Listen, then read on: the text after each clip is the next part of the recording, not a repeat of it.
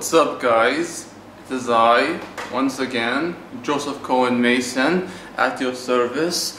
And today, guys, I was asked to do a video which is on, let me read this right here, a video on movies from every year, my life tag.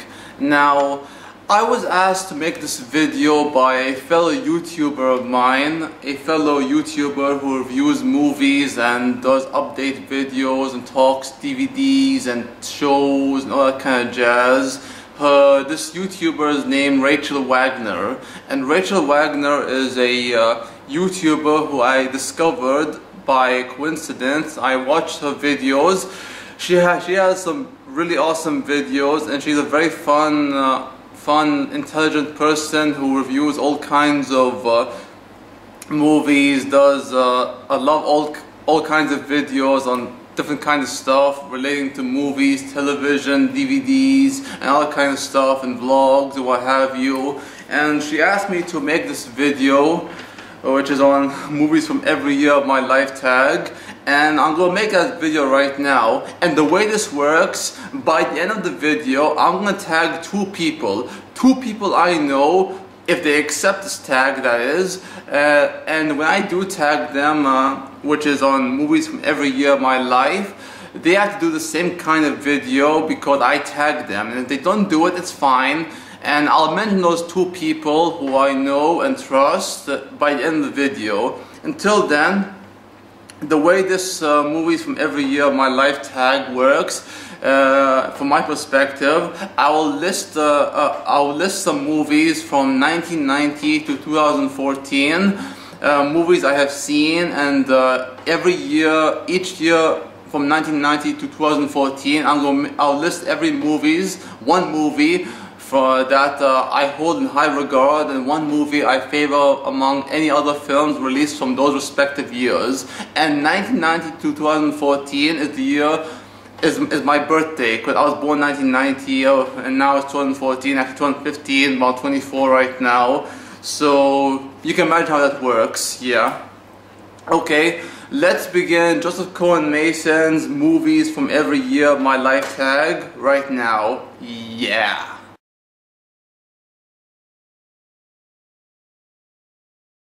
At 1990 we got Goodfellas, a very thrilling, exciting, fun, kind of violent and very dark, humorous kind of film by Martin Scorsese. One of the best films he made and one I enjoy very much, yeah.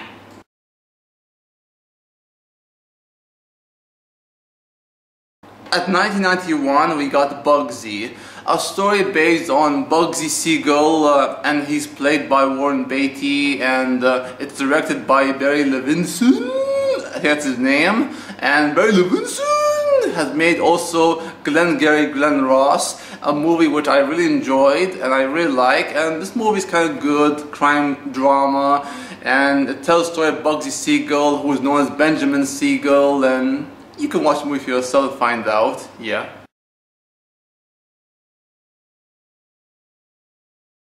And at 1992 we got Reservoir Dogs, and Reservoir Dogs is Quentin Tarantino's debut feature film. And this movie, it's kind of hard to talk about, but let me just say that someone gets their ears cut off and someone gets shot multiple times, he bleeds like a stuck pig, and you see a lot of violence in this film, heavy dialogue, a lot of talking, character development, all that kind of film, all that kind of jazz. I love this film very much. Quentin Tarantino's third best film in my opinion, after after Django Unchained and Pulp Fiction, in my personal opinion, yeah.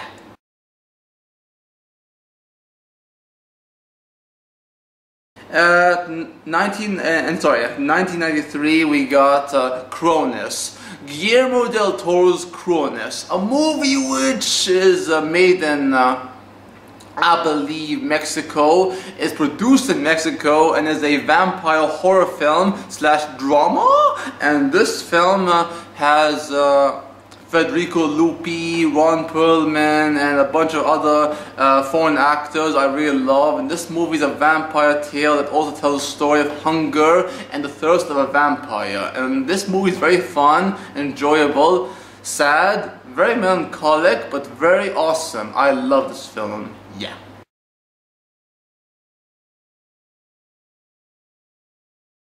At 1994 we got Pulp Fiction, and Pulp Fiction is Quentin Tarantino's second best film after Django Unchained, his masterpiece. And Pulp Fiction is a movie which I love.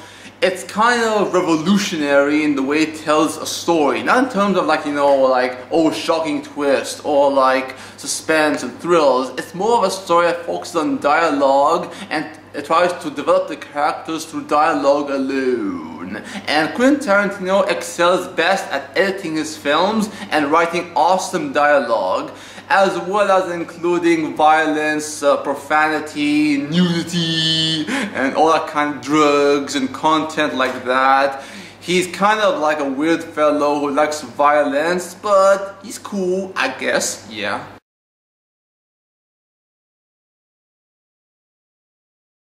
And at 1995 we got Seven, David Fincher's Seven, a crime thriller with Brad Pitt and Morgan Freeman. And my god, that was a bad impersonation of Morgan Freeman. Morgan Freeman! Yeah, and this movie is a crime thriller, like I said, that focuses on the 7 deadly sins committed by a serial killer known as John Doe, and where the movie goes from there, you find for yourself. Yeah.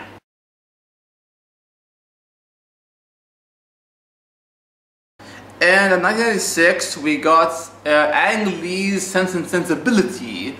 Sense and Sensibility is a movie which is a costume drama directed by Ang Lee and written by Emma Thompson. Emma Thompson, she's English, so I say Emma Thompson.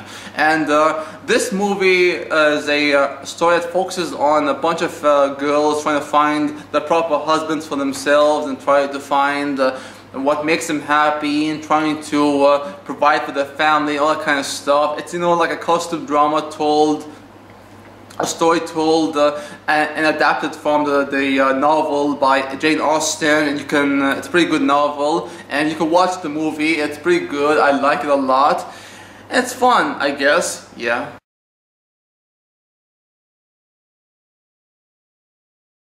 And then we have at 1997 Good Will Hunting, a story written by Ben Affleck and Matt Damon. Matt Damon!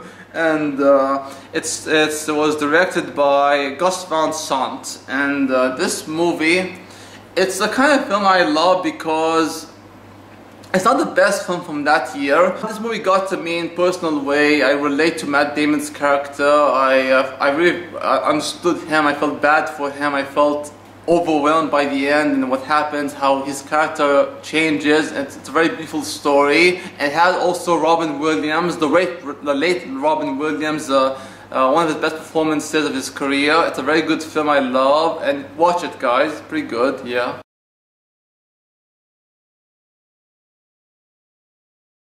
And at 1998 we have American History X, directed by Tony Kaye, I think Tony Kaye, and this movie is, it's a movie about, I can't exactly pinpoint what this movie is about, but let's just say this movie, American History X, is a story about racism and the idea of racism, like the idea of a guy part of this Nazi regime, this Nazi group, and how he tries to you know, he does a lot of shit in the film, and this kind of movie is just hard to talk about, but watch the movie.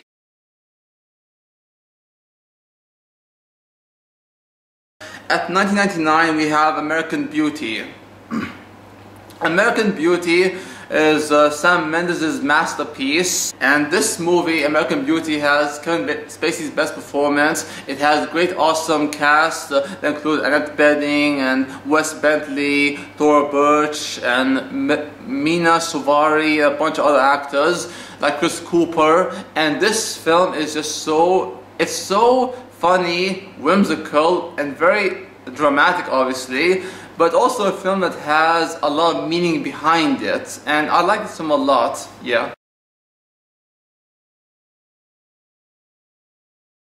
And towards at the year 2000 we got Gladiator. Gladiator is probably Ridley Scott's best film, his best mainstream film, not including Blade Runner or Alien. Those films I love, but Gladiator is a much more enjoyable film, one I really enjoy. My brother and I love this film. It's full of action, full of heroic speeches, gladiatorial battles. It has Russell Crowe's one of his best performances of his career, and it also has a very strong villain in Joaquin Phoenix as Commodus, and I love this film. Okay, yeah.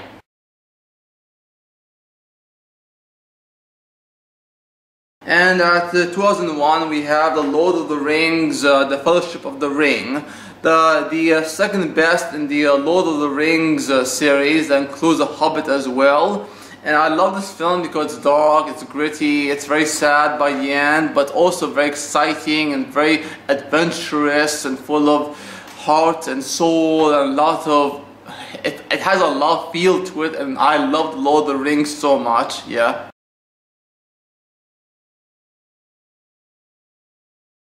And in 2002 we have The Lord of the Rings, The Two Towers, and this film is the follow-up to The Fellowship of the Ring, and this film is just, it has one of the best action war scenes in films, you know, with the battle at Helm's Deep, with the orcs and the humans and the elves and the King Theoden and Aragorn and all that kind of stuff. Pretty awesome, yeah.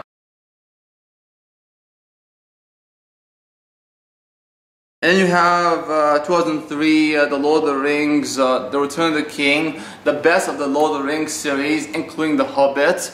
And this film concludes the Lord of the Rings story, and it also is a great, awesome like adaptation of J.R.R. Tolkien's novels.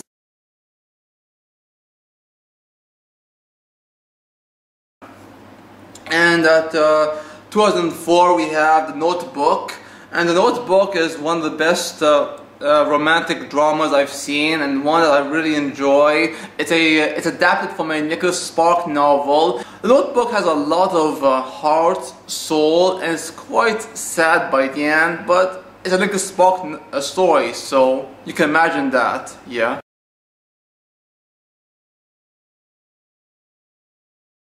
And in 2005 we have one of my favorite films of all time, Brokeback Mountain, directed by Ang Lee, who I really love as a director a lot. It stars the late Heath Ledger and Jake Gyllenhaal, Michelle Williams, Anne Hathaway, and Randy Quaid. And this movie is so sad, so emotional, so beautiful in the story. I really love this film and the romance between Ennis Del Mar and Jack Twist. One of the best couples in film history, and one I really love a lot, yeah.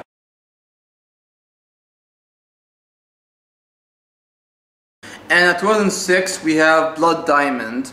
Edward Zwick's Blood Diamond, a story about war and trying to scavenge for like diamonds in I think some part in Africa, and trying to find like these diamonds which are like valuable and at the cost of people's lives, and it's hence titled Blood Diamond. And this movie has one of Leonardo DiCaprio's best performances. It also has a great performance in Jimon Hansu, and a supporting role by Jennifer Connelly, who I love a lot. And this film is very fun, very dark, but very thrilling, and one I consider a strong film because of the performances, the story, the action. That's what little action there is, and this film is very good. I like it.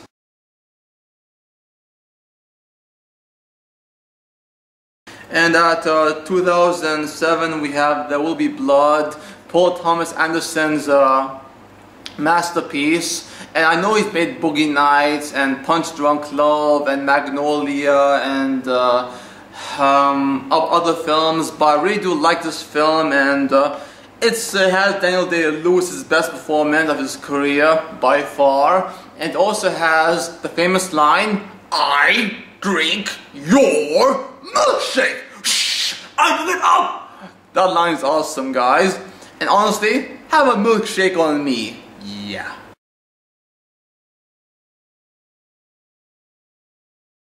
And 2008 we have Gran Torino.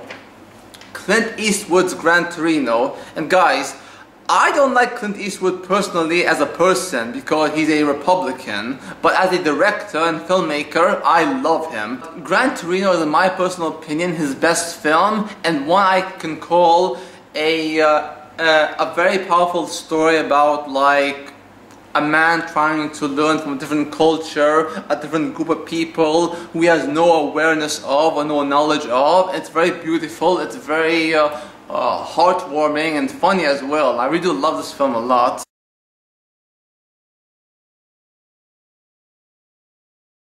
In 2009 we have Park Chan-wook's Thirst, a vampire horror drama black comedy film which, much like Cronus, tells the story of a vampire, in this case a vampire romance, which is actually adapted from a story, a French novel, which was written, and this novel is based on an affair a woman had with a man from a different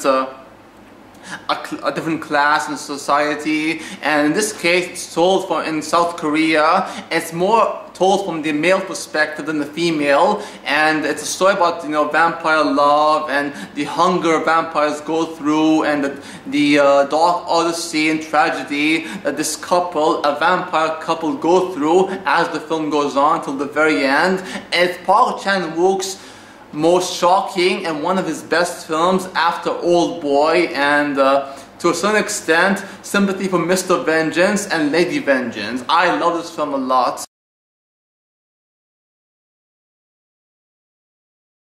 And 2010 we have Derek Cianfrance's Blue Valentine. And Blue Valentine is a movie which I was personally affected by, being that I hope to be a husband someday, whether to a man or a woman, and had to be a father. And this movie is all about the bond between a couple, and how a married couple, and how they meet each other, and their romance, their love starts to degrade slowly and slowly until the very end when everything goes to hell. And this kind of film is very emotional, I mean heavily emotional. It's very heartbreaking, sad, and there is not one moment where we get a sense of hope, not one moment. It's hard to watch, stomach. There's no violence, no like anything that's graphic in nature like sex or like that. It's much more graphic because of the emotion behind the characters and the way they talk, the way they interact, and the way they behave, and especially because of how well performed their characters are. In this case, the characters of Dean and Cindy, who are performed very well by Ryan Gosling and Michelle Williams, who are phenomenal. And this movie is awesome, guys. It is very awesome.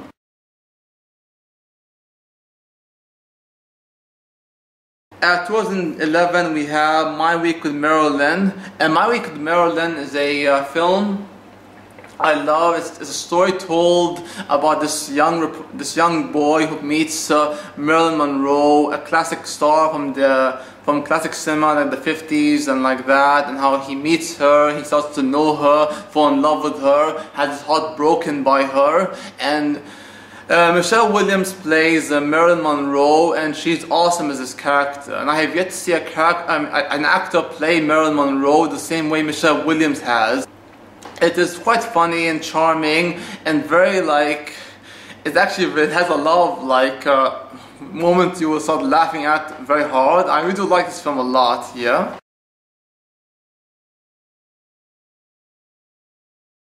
And at 2012 we have Django Unchained, And Django Unchained is a film which is Quentin Tarantino's masterpiece, and a movie which I really love and enjoy. Had a lot of fun watching. It has some really cool action. It's like a western which is so badass and so it's funny, it's thrilling, exciting, it's violent, and it also has one of the best heroes and protagonists, anti-heroes and protagonists in movies in a very long time, in Jamie Foxx's character, Django. The D is silent. And this movie is awesome, guys. It's Quentin Tarantino's best film, and one I really adore. I love this film, guys.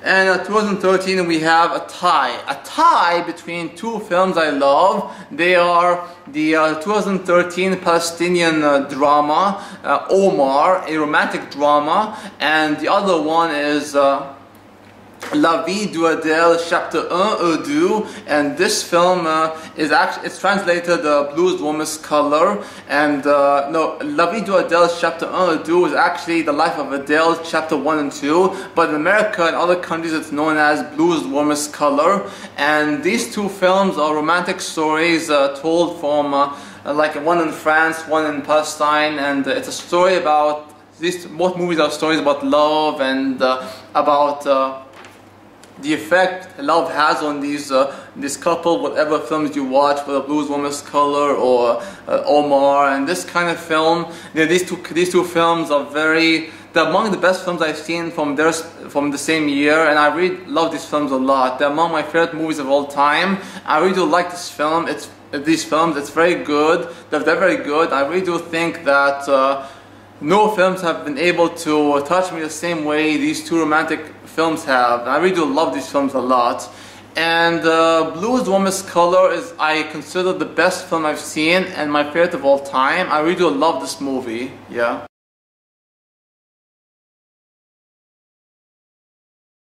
Finally, at long last, we have the 2014 we have Richard Linklater's Boyhood. And Boyhood is a movie which personally touched me, and it's a movie which I relate to. I felt strongly connected to the character of Mason Jr., his mother, played by Patricia Arquette. This movie does touch a lot of things in life that I really understood, felt and believed in, especially considering that my mother has taught me everything this movie has to offer.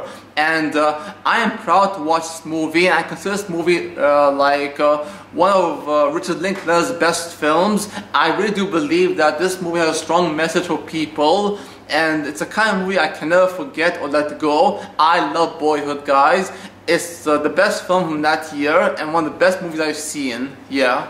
Anyways, guys, now I mentioned in the beginning of the video I'm going to be tagging two people I know, two people who are on YouTube reviewing movies and stuff, and those two people who I'm tagging right now, I'm tagging you guys. They are Brian Lomax of Brian Lomax Movie Talk and Overdrew Review, also known as George McIntosh. George McIntosh, Overdrew, and Brian from Brian Lomax Movie Talk. I'm tagging you guys. Make this kind of video, and I hope you guys can respond back and try to make this video on your channel. And if you like my video, guys, please give the thumbs up, like, subscribe, and until next time, see ya. Oh, and check out Rachel Wagner, who I mentioned in the beginning. I'll put her channel link down below in the description box, along with my Brian Lomax from Movie Talk and the Overdrew Review, George, and the link down below. 3 channels, check them out. And until next time, guys, thanks for watching. Peace out. Take care. Adios, amigos, and au revoir.